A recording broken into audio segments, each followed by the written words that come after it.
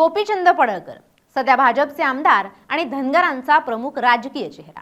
या पडळकरांनी आपल्या संपूर्ण राजकीय कारकिर्दीत पवार कुटुंबावर नेहमीच टोकाची टीका केली।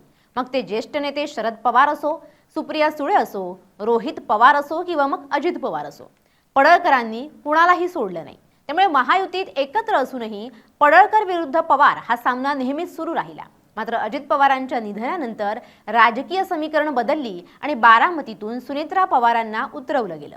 पण नेहमी पवारांना टार्गेट करणारे पडळकर यावेळी पुन्हा चर्चेत आले। पण यावेळी टीकेसाठी नाही तर पिंजरा सिनेमातल्या त्या मास्तरासारखी कशी नशिबानं थट्टा मांडली, पवारांच्या प्रचाराची वेळ आली असं म्हणायची पाळी आता पडळकरांवर आली आहे। याचाच आढावा आपण या व्हिडिओतून घेणार आहोत। नमस्कार, मी मृणाली पिळणकर। बारामती विधानसभा पोटनिवडणुकीच्या रणधुमाळीत एक अत्यंत नाट्यमय वळण पाहायला मिळतंय। एकेकाळी पवार कुटुंबाचे, विशेषतः अजित पवारांचे कट्टर राजकीय विरोधक म्हणून ओळखले जाणारे भाजप आमदार गोपीचंद पडळकर आता चक्क सुनेत्रा पवार यांच्या प्रचारासाठी मैदानात उतरणार आहेत। भारतीय जनता पक्षाने या पोटनिवडणुकीसाठी आपल्या 40 स्टार प्रचारकांची यादी जाहीर केली असून त्यामध्ये पडळकरांच्या नावाचा समावेश झाल्यानं राजकीय वर्तुळात चर्चांना उधाण आलंय। राजकीय कट्टरता बाजूला ठेवून बारामतीच्या मैदानात सुनेत्रा पवारांसाठी गोपीचंद पडळकर स्टार प्रचारक झालेत। राज्यातील बदलत्या राजकीय समीकरणांचा सर्वात मोठा परिणाम सध्या बारामती विधानसभा निवडणुकीत पाहायला मिळतोय। अजित पवार यांच्या निधनामुळे रिक्त झालेल्या या जागेवर आता महायुतीच्या उमेदवार म्हणून सुनेत्रा पवार निवडणूक लढवतायत। मात्र या निवडणुकीत सर्वांचं लक्ष वेधून घेतलंय ते भाजपच्या स्टार प्रचारकांच्या यादीनं। ज्या गोपीचंद पडळकरांनी आयुष्यभर पवारांच्या विरोधात भूमिका घेतली, तेच पडळकर आता सुनेत्रा वहिनींसाठी मतं मागताना दिसणार आहेत। गोपीचंद पडळकर आणि पवार कुटुंबीय यांच्यातील संघर्ष सर्वश्रुत आहे।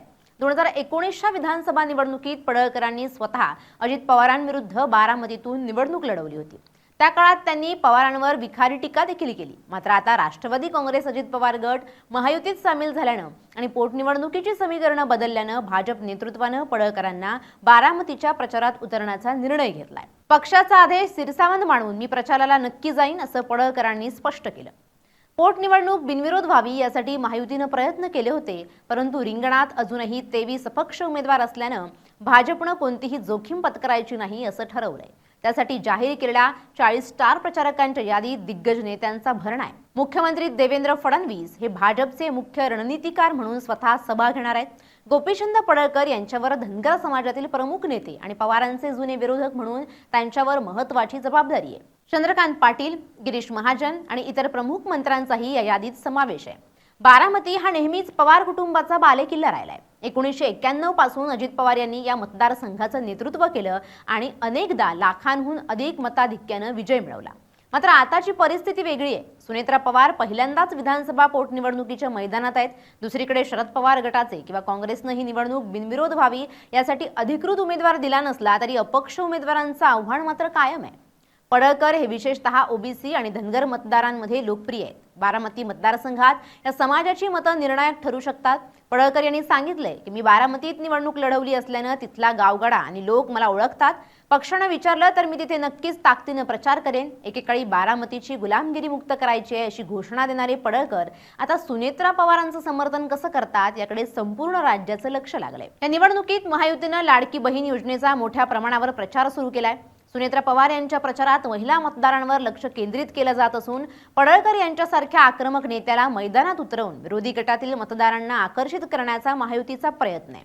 बारामतीची ही पोटनिवडणूक केवळ एका जागेची लढाई नसून ती महायुतीमधील समन्वयाची परीक्षा आहे। गोपीचंद पडळकर यांचा प्रचार सुनेत्रा पवारांच्या विजयासाठी किती फायदेशीर ठरतो हे आगामी काळात स्पष्ट होईलच। मात्र पडळकरांच्या या एंट्रीनं बारामतीचं राजकारण अधिकच रंजक झालंय।